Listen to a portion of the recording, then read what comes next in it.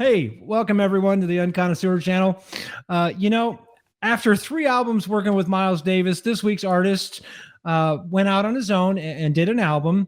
If you're following along with us in the magazine, the artist that we're going to talk about and the artist list in the magazine, the only artist name that I recognize besides this week's artist is Ron Carter on the list. So curious to hear your thoughts on this week's artist.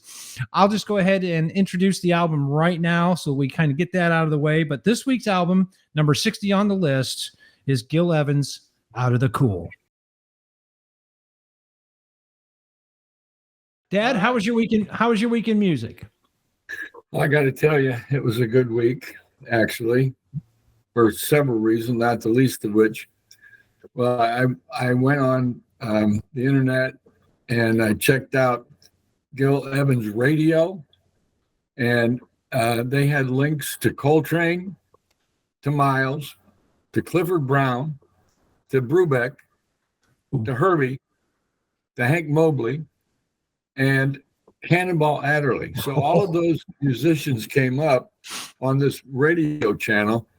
But last night, if I may, yes, please, we went to the club room and heard Lady D play. She was jamming on some blues. Yeah. And at one point she had a really kicking solo, drum solo that was just fantastic. But besides that, Mom and I went to the Wings of Deliverance Church, and it's a black church, so we got to hear some real soul, spiritual kind of black music. That the voices, just fantastic. Yeah, and the way they blended, and our neighbor Eddie was on the keyboard, and it was really, really good. Yeah, fantastic. That's my week in music, and so I couldn't be happier with. Obviously, I listened to Gil Evans' album over and over and over again, and got a flavor for it. Yeah. So good. There you go. Drew, how about you? How was your week? Pretty quiet week in music around here. Just listening to this album and many more from Gil, as well as our current week's artist that we had just talked about this morning. Got to go out and do some downhill mountain biking yesterday. Spider Mountain. It was actually a what they call a industry day. So Spider Mountain opened the doors. We got to go out there and have a lot of fun. I got to see some old friends from other shops around Austin. I'm definitely exhausted after 4 hours of getting beat up by a downhill mountain bike park, but it was fun. Nice. I was going to do some recording this morning, getting some interviews done for New School of Music. That got pushed out for a week, so I'm all right with that, though. But all good. What about you, Matt? Well, first of all, I will agree with Dad. We went to the club room last night and heard blues music. And I'm going to give a whole minute of my 2 minutes in This Week in Music. I'll send you the clip. I took the video clip of Delaney's solo, so we'll play that in the next 45 seconds. We'll play that clip. Won't you put your hands together? Meet and greet on the drums, Lady D, Delaney Rice.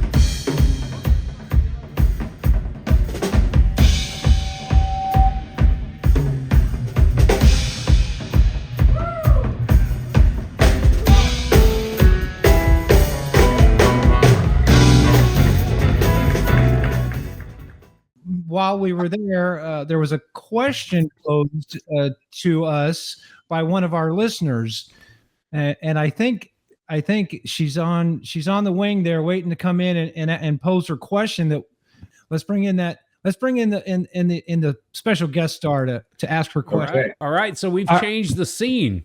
Matt, would you, or who would like to introduce who? Well, sure. Yeah, I'll definitely introduce. This is a very special guest we got on the episode tonight.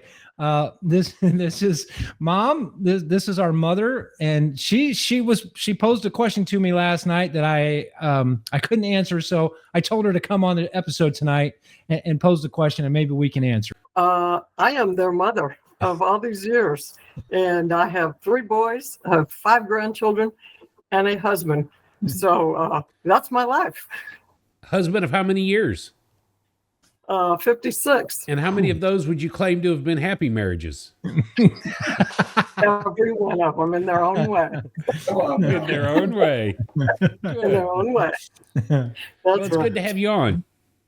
Thank you. It's good to see you. Now, we will say that we had a caller call in with a question before, and now you see a face and who it is. Before you ask that question, what was the question you asked us several months ago? What criterion is there for jazz music? What is jazz What music? constitutes jazz? What constitutes jazz? And we've been wrestling with that. So I just wanted to set that up. We've already had a question that we're wrestling with, and now I need to know what's the next question. The next question is, last night we were at a venue here in town and they were playing jazz and blues. And I'm trying to determine what constitutes jazz and what constituted blues. They were both great, but what's jazz and what's blues? Or are they the same? So in my opinion, blues would be more of a minor, written in a minor key, played in 12 bars. Okay, the 12-bar blues usually, if you're thinking about the scale, you play the 1 note and you play the flat 3, and then you play the 5 note, which is a minor, a kind of a minor scale. Okay. You could play the flat 7 as well on the scale, but right, blues is 12 bars and it's usually minor key written. Okay. All right, what's your answer, Drew? Well, you went all technical, 12-bar blues and 16 bars for jazz, maybe 32 depending on it. I was thinking more of the root of it. Blues came from the early roots. We're talking about gospel. We're talking about the African-American experience in America. And the blues was something they used to describe what their day-to-day life was. Woe is me kind of life. But at the end of that 12 bars, they would always have some kind of a solution to the problem. And from that, it was the feeling. So the blues were something that hit you all the time. I don't want to go to work. I don't want to get out of bed. I don't want to do that project. Life is so tough. It's bearing down on me. But there's always how do I deal with it? Jazz is the celebration of the life.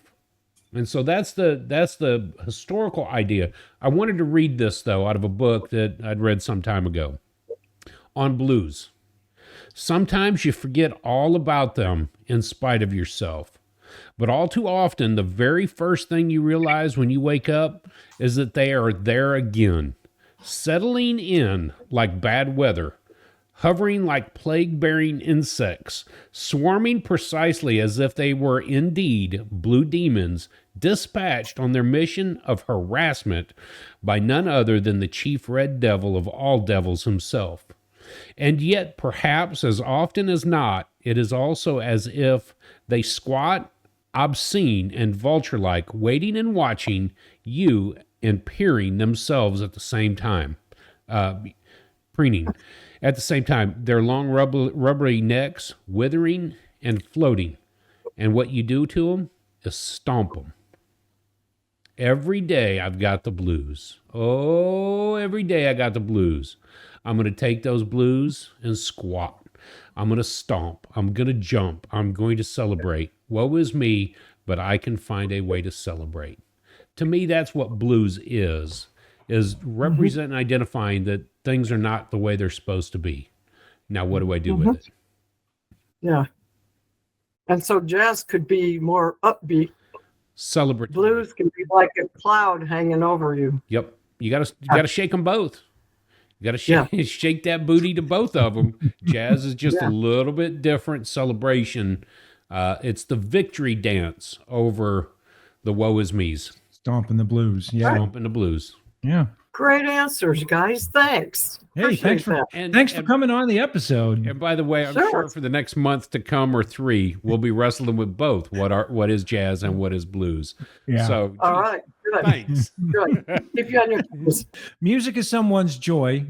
Music is someone's comfort. Music is someone's excitement. Music is someone's expression. Music is someone's connection. Music is someone's sanctuary. Music is someone's escape. Music is someone's lifeline. Music is someone's important thing.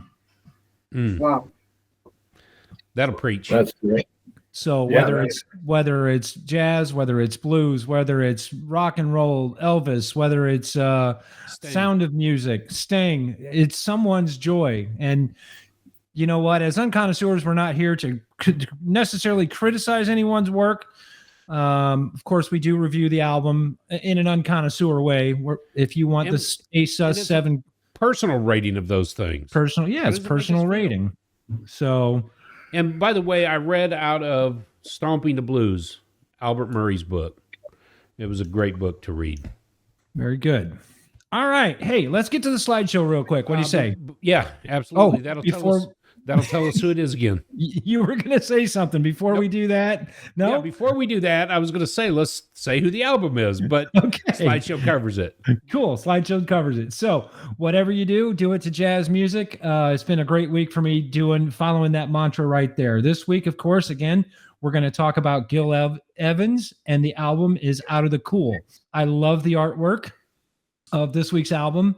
Out of the Cool, it reminds me of going through a doorway. You're moving on, you're getting outside, you're seeing inside, basically, because you're kind of looking in at Gil on the artwork. Any thoughts on the artwork for you, Dad? Yes, when you said looking through, I remember wooden fences with a knothole in them, Yeah. and you can look through that knothole, and what I saw was an apple orchard with apples this big that they're very appealing, and you want to just jump over the fence and go get one. Yeah, Cool. the color just stark, just beautiful. Yeah. What about you, Drew? Artwork? It's the same thing. I really Same love thing? to look through the contrast of things, that black, and then jumping on into and Yeah. seeing him through that, almost as if he was punched through a wall. As Yeah, if the artist almost. was punching through. Yeah, almost. All right, moving on. I picked a couple of black and white photos of Gil. Probably two of my favorite photos of him. Actually, the top left picture, he's actually conducting in that shot. Probably talking to the band a little bit, telling them what he wants or whatever. And that bottom right picture, I actually love that shot. It reminds me of a shot that something you would do, Drew. There's a lot of expression in his face. The kid in the background looking through the broken door or whatever that is. I picked two pictures that I liked of Gil this week. So thanks for letting me do that. Let's move on to jazz lingo for the day. This week I picked the term bars, and I just mentioned the 12 bar blues, and you mentioned the 16 bars for jazz. But a bar is a measure containing a certain number of beats. So if you're in 4/4 time, a bar has 4 beats in that bar. If you're in 6/4 time, it has 6 beats in that bar. If you're in 2/4 time, each note has a representation of 2 beats per that bar. So a bar is a measure containing a certain number of beats. Cool. Cool. Where you can get this week's album, you can find it on Google Music. You can find it on iTunes. You can find it on YouTube, LP, and CD. Now, I was on Discogs earlier, and they do have CDs available for $1.99 on Discogs. So if you can't find it anywhere else, jump on Discogs and order yourself a copy for $1.99. I think you're gonna. It's $1.99 well spent. I also have a quote on here from Miles Davis this week, and this is regarding Gil Evans. He's the best. I haven't heard anything that knocks me out as consistently as he does since I first heard Charlie Parker. He's the best. I haven't heard anything that knocks me out as consistently as he does. Like that cat, Charlie Parker. My best Miles impression. That's awesome. In case we didn't know. Yeah. Yeah, in case you didn't know, that's my best Miles impression. But it's just a great quote. I mean, it's coming from a jazz giant talking about another jazz giant. You know, you compare Gil Evans to Charlie Parker. We haven't made it to Charlie Parker yet, so we don't even know What that really means yet. what that really means yet. So Gil was born in 1912 and he passed away in 1988, which happens to be the same year that I graduated high school. He was 75 years old when he passed away. Some of his influences were Duke Ellington, Louis Armstrong, and Fletcher Henderson. Now, I mean, you got an influence like Duke Ellington, you're going to lay it down, right? I mean, it's hard not to be good when Duke's one of your influences. Got 33 live in studio discs, so 33 in his discography. Go ahead. I'm sorry. I was going to say, I want to go back to this. One of his other influenced by was Claude Thornhill, another great arranger. And I read into that. He worked with Claude for a long time. I didn't know at the time who he was. Pardon me. But the more you start listening to music, the more you realize that big band sound came from Claude Thornhill as well as the Ellington and Basie. But he was listed as one of those influences, and I think that's important because Thornhill will come up a lot more frequently as we look at those older swing and big bands. Yeah, cool. 33 studio and live CDs, composer on 34 more works, and then he's got 10 in his filmography, 10 works in his filmography. So he's got a vast collection of work. You know, we talked about The Color of Money. He did the soundtrack for Color of Money. I did not watch it this week. The genre that was listed for Gil is jazz, cool jazz, modal jazz, free jazz, and fusion. Now, I didn't get much free jazz out of Gil's work in my personal listening, but I'm sure our listeners could probably point me in the right directions to hear some Gil Evans free jazz. Do you mind discussing modal jazz? I looked it up, but help me understand. Other listeners, perhaps modal, they likely might understand, but modal. That may be have to be an entire discussion on what modal jazz really is. That's not an easy answer even for the unconnoisseurs.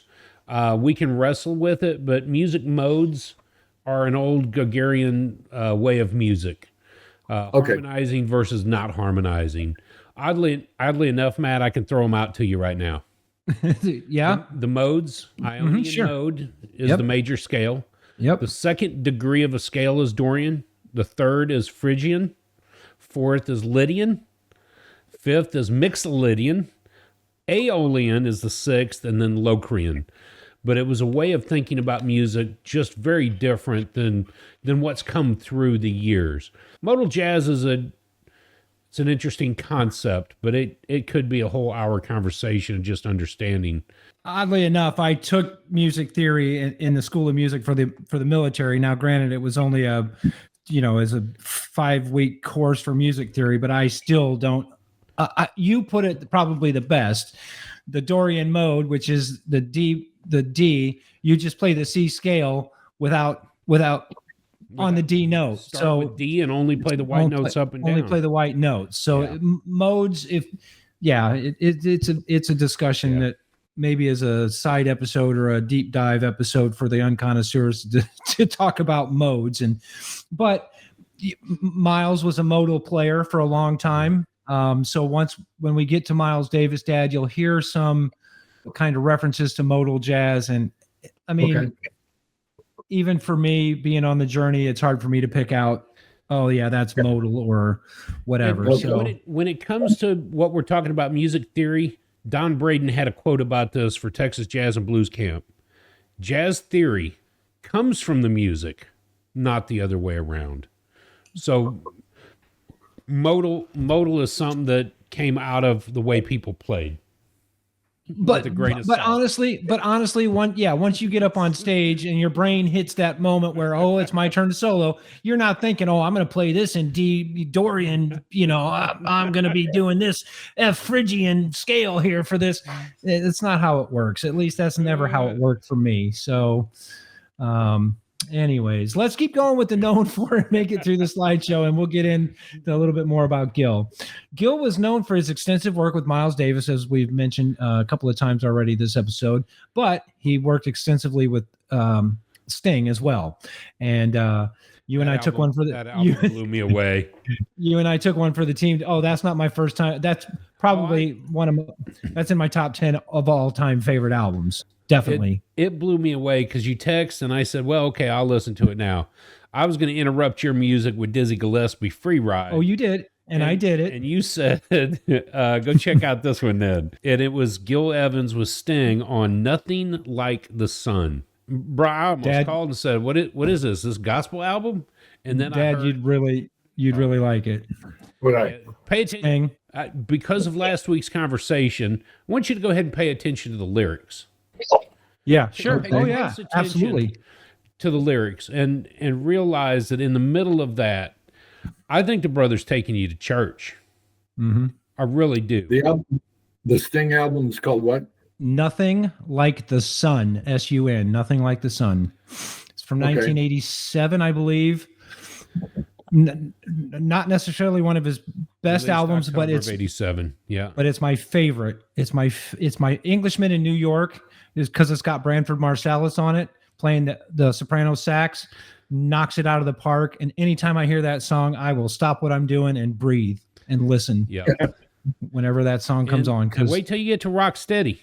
And then you realize this might as well be a gospel album. His rendition of Little Wing took me over to listen to Jimi Hendrix play it, and then Stevie Ray Vaughan. Yep. And Fragile, forget about it. It's so gorgeous. It's beautiful. It's gonna be Dad's new not jazz album. He'll be like, okay. I was listening to Sting the other day. Have you heard this?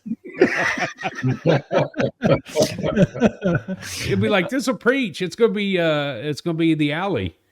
We could discuss that on a sub episode too. Why is Sting not jazz? Because he's got the writing style is jazz, the instrumentation is jazz. Okay, his lyrics aren't necessarily scat or jazz lyrics, but it's a question that I've posed to myself for a year now. Why can't we call Sting a jazz artist? Because he came from the Police? I don't know. Popular rock music? I don't know. All right, so sorry about that sidetrack. In 1966, Gil took a hiatus after working with Astrid Gilberto. Now, Astrid's going to come up much later in our list, and she's not the reason that he took the hiatus. He just needed a break. He was ready for a short break, and he took a couple years off from writing and composing and conducting. So in 66, he took a hiatus. Some of the awards, 1986, he won the Downbeat Hall of Fame Award. In 1997, he won the Canadian Music Hall of Fame Award in 97. Nominated for a Grammy 9 times and won a Grammy 4-time Grammy Award winner. This week, 6 Degrees is super easy because we talked about him working with Miles Davis, so there's just no separation. It's just Gil Evans and Miles Davis. How many albums did he and Miles do before Out of the Cool? Before Out of the Cool, they did 3 together. Thank you. They did more than 3, but before Out of the Cool, they did 3. I thought there were 4. Never mind. And those albums, 1957, Miles Ahead. 1958, Porgy and Bess. And then 1960, Sketches of Spain. Oh. And then in 62, after this album came out that we're talking about, they did Quiet Nights. Yeah. Yeah. This album came out. It was recorded the 18th and 30th of November, the 10th and the 15th of December of 1960. So Came out in So, yeah, 1961. 19, yep, came out in 61. Today in jazz history, happy birthday, Dad, by the way. Today is October the 30th. Thank you. Yeah, absolutely. Drew, you. you're gonna like this one. Trumpeter Clifford Brown was born in 1930 on October 30th. So, Dad, you share a birthday with the great trumpet player Clifford Brown. Wonderful. One of the bestest ever. One of the best. Absolutely. Yes, I agree 100%. Count Basie records What's Your Number in 1940. And of course, I had to pull that up because I put it on the slideshow. What's Your Number is a great song that Count Basie recorded. And then Pancho Sanchez was born in 1951. I went ahead and put a great quote by Gil on the bottom of this slide. It's an awesome shot. It's an awesome picture of Gil. But his quote says, "Many great compositions have been written with the traditional sound of the orchestra. Nothing much has been added to it for as far as sound is concerned." Now, it led me to start thinking about him working with Maria Schneider and Maria Schneider's sound being different. Yep. You can, and Dad and I were talking about this before we hit record, but could you, Drew, let me ask you this. Could you tell that Maria worked with Gil based on Maria's own writing? If I hadn't listened to anything other than Concert in the Garden and Gil Evans's work on this album, I could, because he likes the long drawn out note or silence. And from there he builds and starts to develop this wave of sound. And as soon as he gets you there, you take a deep breath. And that's what Concert in the Garden was to me. Okay. So I can hear a little bit of that influence in there. Yeah, but she took it from there and decided to build and build and build to an incredible sound. That's why I love doing this show with you, because you always come up with a perspective that I didn't even think of. Dad and I, like I said, we're talking about it before the episode, and I'm like, I don't think I could have heard Gil's influence on Maria. And then you drop that nugget. I watched a Gil Evans documentary where they interviewed her just recently, and she talked about how he did a specific thing. And so I listened back to Concert in the Garden, and I listened to Gil Evans, and I thought, wow, she developed on his sound, like Michael Brecker developing on Coltrane.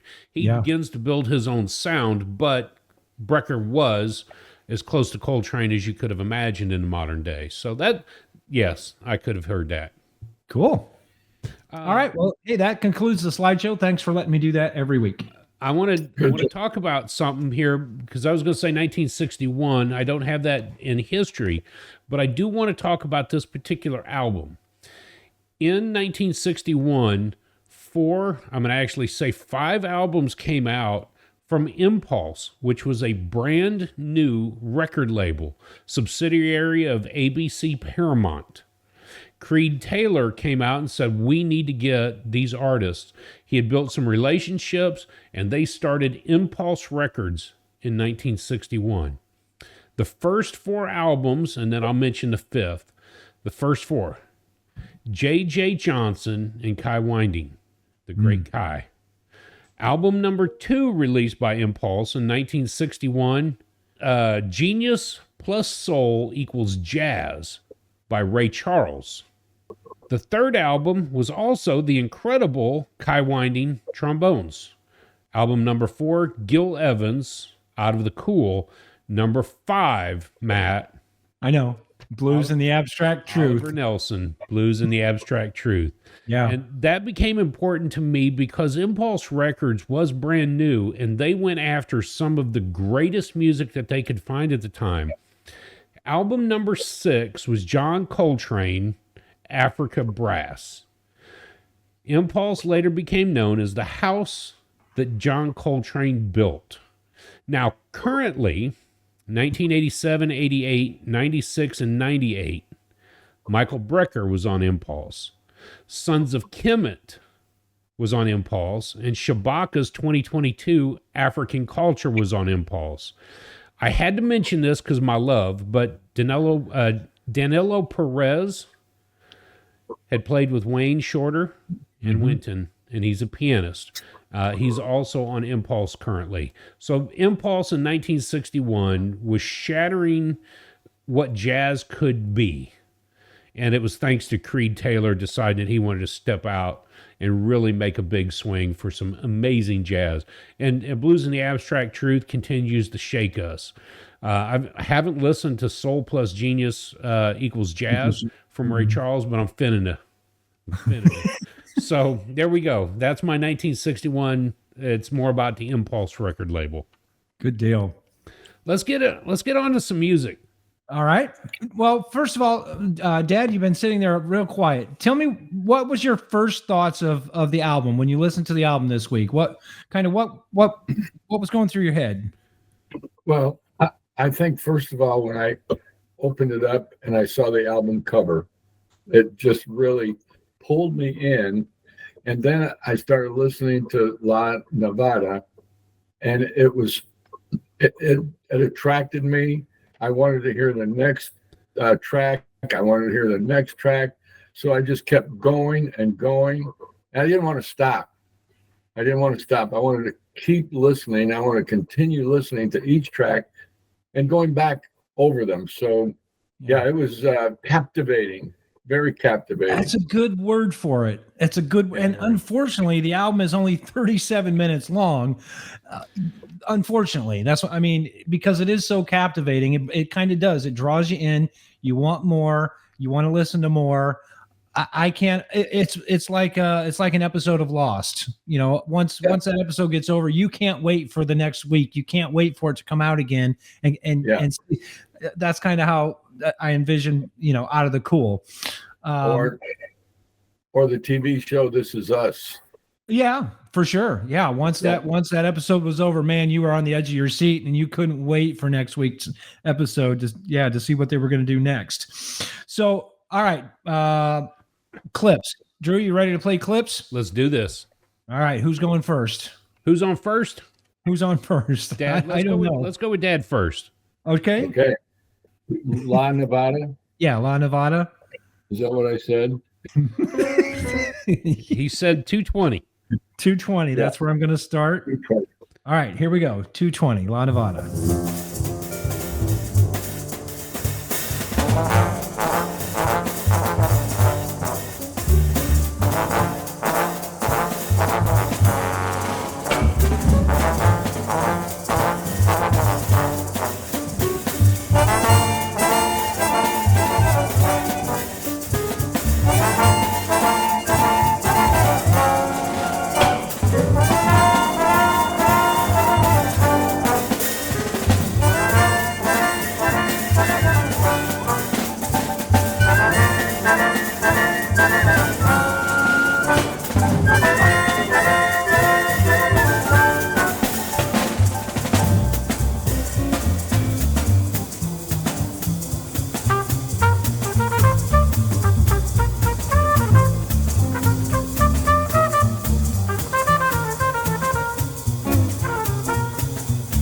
That is smoking. That trumpet comes in oh man, it's just it's a great clip.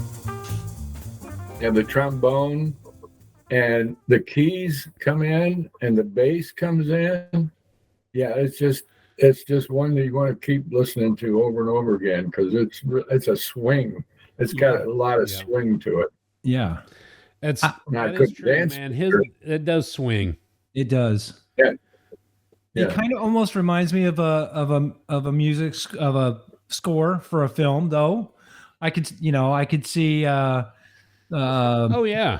I don't want to say Austin Powers, but you could see something. Walking into a room and you got that da da da da da, and he's jamming. Just I don't know, just cool. Almost theatrical and mysterious. Yeah. I found in a couple of the different tracks. That's a good way to put it. Mysterious. Yeah. Okay, I'm gonna go next. I'm picking song number 4, Stratus Funk, and I'm going to start Stratus Funk at 30 seconds and play to about 1:10. So this is Stratus Funk.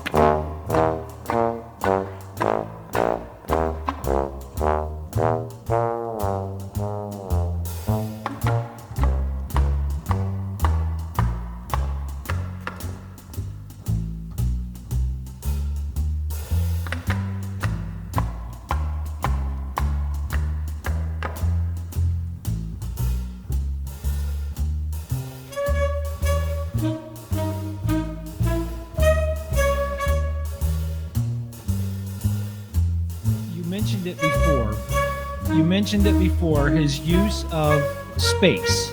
Yeah. There's a lot of space in that clip. It's not rushed. It's not hurried.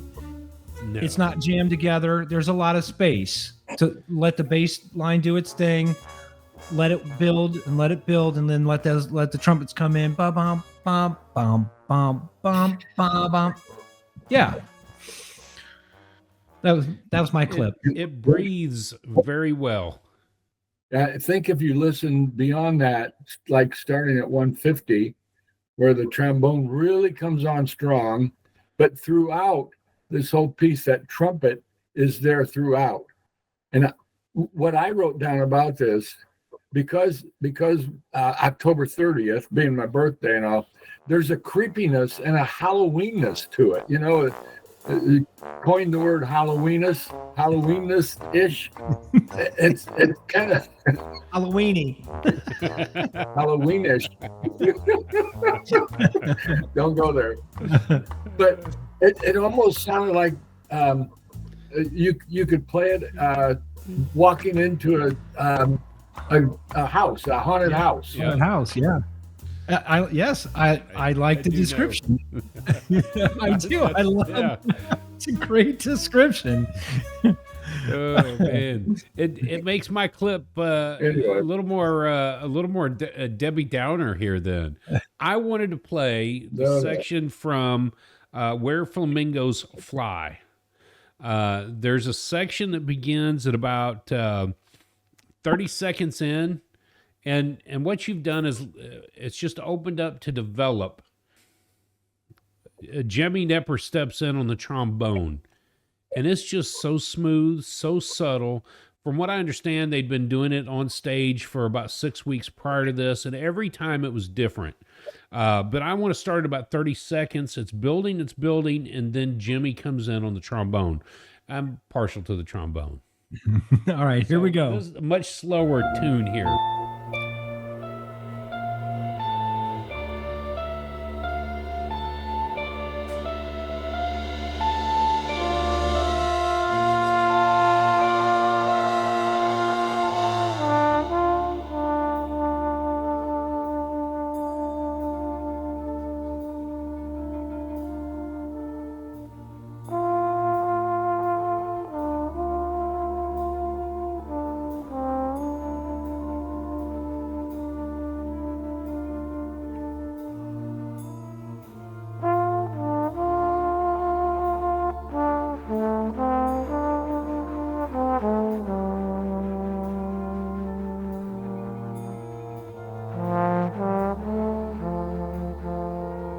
Just tell me when you want me to stop, because I could listen to the whole song.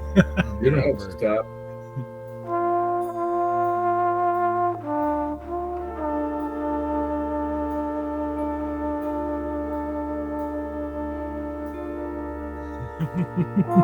So I came across an album the other day that he was on, and I didn't realize that was him playing trombone. It was a Clark Terry album, Color Changes. And so I had to go back and ask, where have we seen Jimmy Knepper before? Spelled Knepper. And we have all experienced Jimmy's trombone playing on an album. And we just happened to think about the Gary Burton Genuine Tongue Funeral. General, yes, So yes. to hear him play that after realizing that we have listened to his music before on the trombone just hit me in a different manner. Think about that. It's a Genuine Tongue Funeral. That was the funeral march. The Woe Is Me. I've made it out of the haunted house, for example. I'm starting to calm down and settle down, but it's still scary and haunting. There is something really cool about the way in which that song is done. And I think the magazine said, Where Flamingos Fly, Floating Feeling. And it goes as if the song continues as if Gil himself is just a traffic director, letting the musicians do their thing. Traffic's coming, the music's coming. All he's there to do is slow it down or speed it up as need be. And he controlled it like that. So that was that song I'll listen to 1.5 million times over and over and over again. I'll put it on repeat.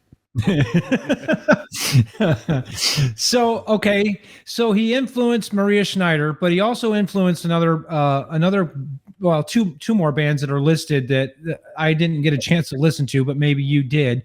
One of them is called the Brian Crox Big Heart Machine. Have you ever heard of them? Never have. Okay, me neither. And the other one is a band called Secret Society. So they're listed as being influenced by Gil, and Maria is in there as well. And we just talked about Maria 3 weeks ago. But so I was interested in Brian Croc's Big Heart Machine, and I'll send you the name of these so you can put them on screen. And then Secret Society is another one that I may rabbit hole even in this coming week, just to hear their take on being influenced by Gil. Good stuff. Yeah, good stuff. All right, let's do final thoughts. Final thoughts on the album. Have we discussed it enough, or do you have it? Let me just throw something in. Yeah, I don't have the year, but I know that his band played for Bob Hope's radio show. Oh, which I thought was pretty interesting. That he's been around, and Bob Hope recognized him, and to me that's a big deal. The other thing is, when he was in New York at Greenwich Village, he played at the Sweet Basil Jazz Club, and it happened to be on Monday nights, and he did that for 5 years. Oh wow! At the Sweet Basil Jazz Club. Now he was a piano player, so not just a composer. He did play the piano as well. Yeah. Yep. Exactly. He played it impeccably. Yeah. Yeah. So just a couple things. 1937 is when his band toured the Pacific Northwest and eventually settled in Hollywood, where he played on the Bob Hope's radio show. And his arrangements were influenced of classical music at the time. And in 1939, Claude Thornhill was hired for the Bob Hope show, and he became a major influence on Evans. That was why I mentioned Claude Thornhill earlier. 1937 is when he was on the Bob Hope's radio. Okay, good. Good. That's awesome. Yeah. And you too can find all this information on Wikipedia. Yeah, we do get a lot of our information on Wiki, but we do other research as well, and look at the discography and stuff. So, all right, let me do my final thoughts, and then we'll kind of rate the album. So, I enjoyed it. It was a lot of fun to listen to. I enjoyed it more knowing that he was Maria Schneider's influence than I would have had I not known that information, just because I'm a Maria Schneider big band orchestra fan. So he's got a lot of work to listen to. And I did several other albums personal week, and I did several other albums this recording week. And I liked them all. Out of the Cool probably wasn't necessarily my favorite Gil Evans album. I like Old Bottle, New Wine, Old Bottle as one of my favorite albums. That's my final thoughts. I love the album. I love listening to Gil. Dad, you have any final thoughts on Out of the Cool? Just that I thoroughly enjoyed the whole track, the whole album.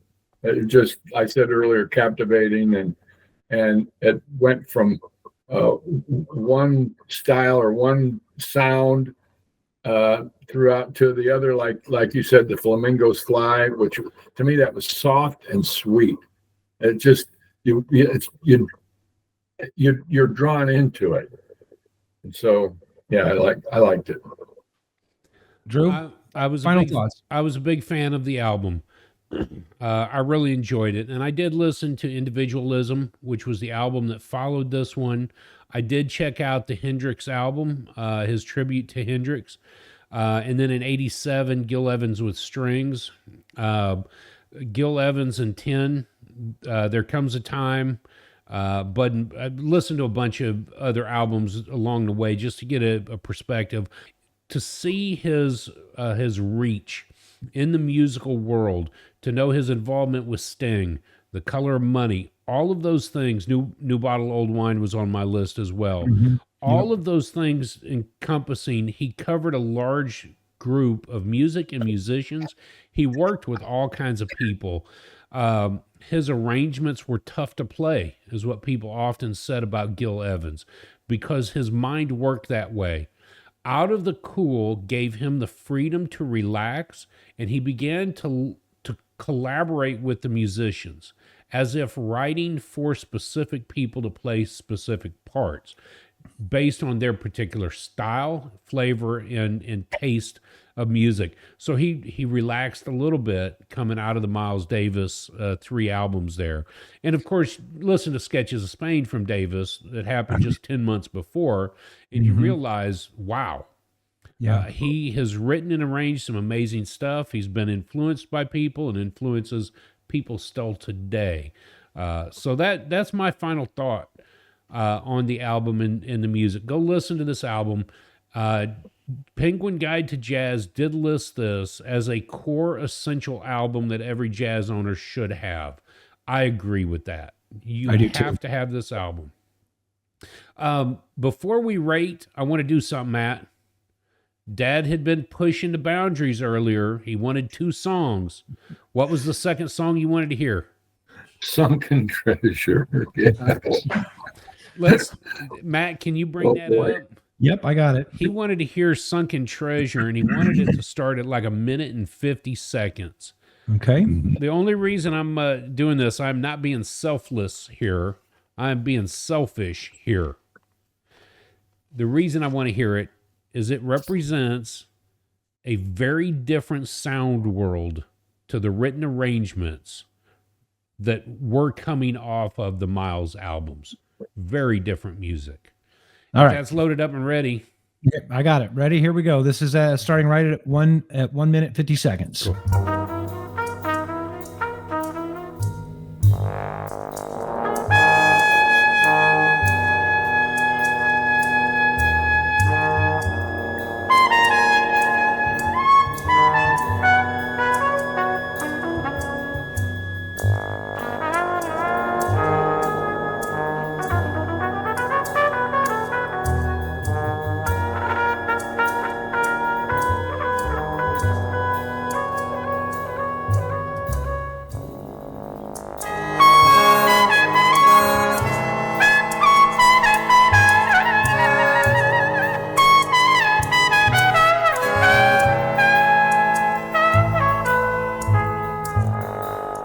That's crazy.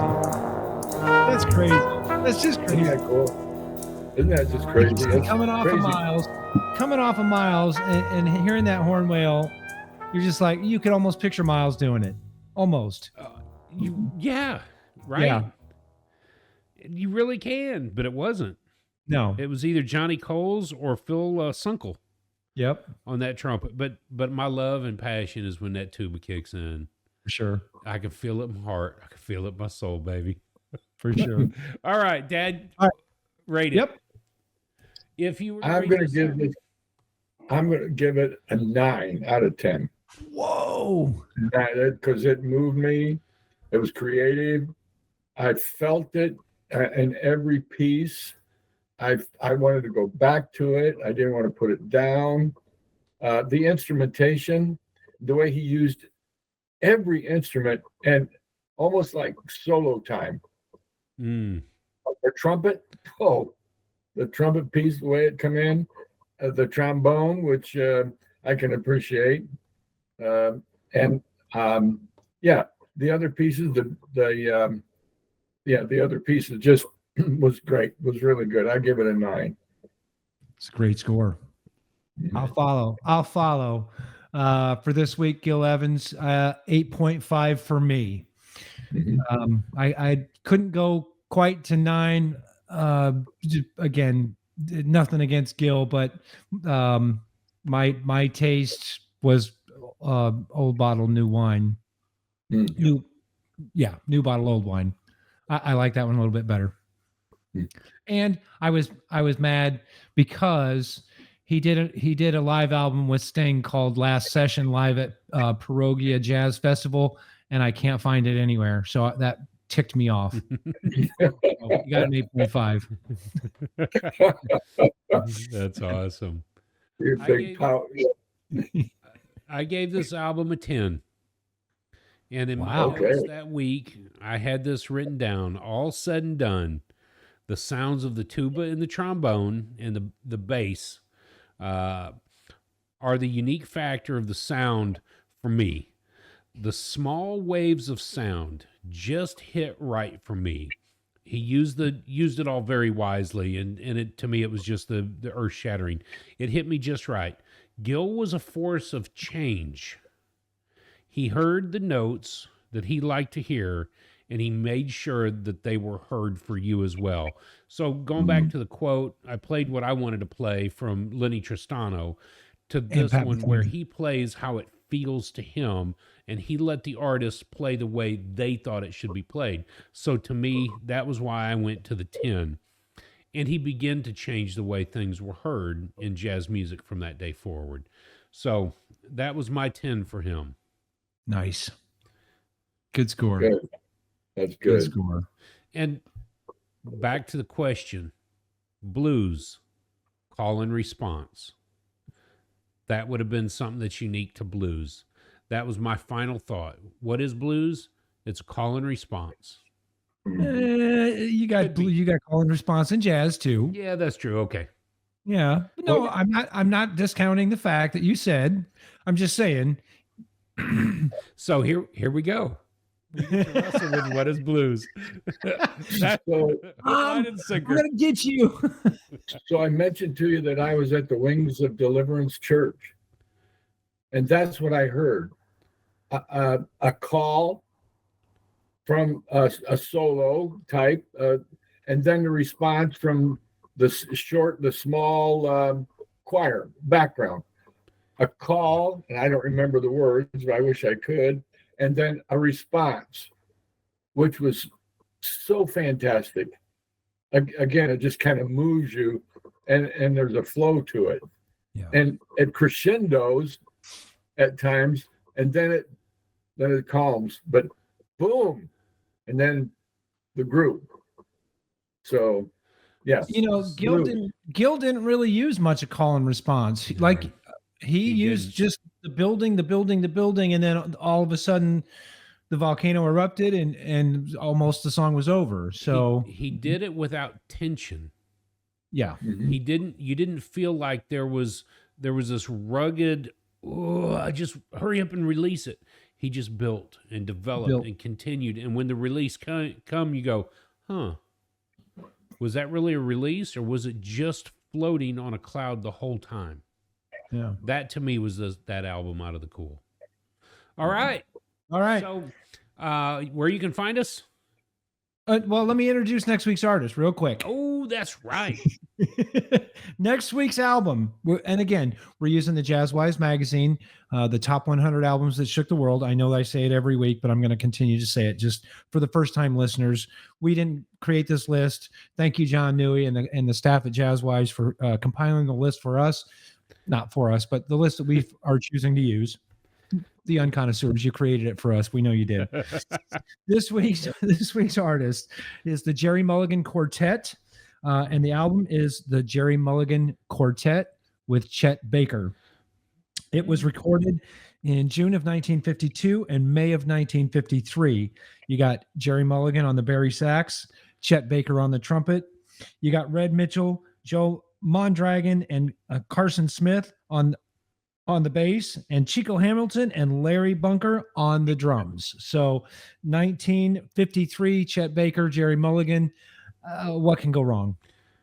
Well, here's a side note. Who else got to hang out at Gil Evans' house with Miles Davis back in the day? Jerry Mulligan. Yeah. There was a large group of musicians that would hang out at his apartment and just rap about life, hang out, play some music, and Jerry Mulligan was one of them. I wonder if I can pick up any Gil Evans in this album. Well, yeah. Well, yeah, that's good point. Except this album is 53. Well, he was hanging out. Yeah, they were hanging out. Pretty weren't close they? to time. I forget what time that was, but yeah, it wasn't. And that's around the time that they went to the jazz club on Monday nights. Yes. Could be they were playing because they were hanging out at his apartment. His apartment. Okay. Yeah, although a small apartment, but they gathered together and started playing, and then they moved on to the Monday night gig. All right, hang on. So where you can find us, theunconnoisseur.com on the web. Check us out, TikTok, YouTube, you're here, and you can email us at theunconnoisseur@gmail.com. Now, for the rest of y'all in the know, stay tuned, because I'm sure that this conversation is about to continue. So from the Unconnoisseurs to you, thanks for joining us. Thanks, everyone.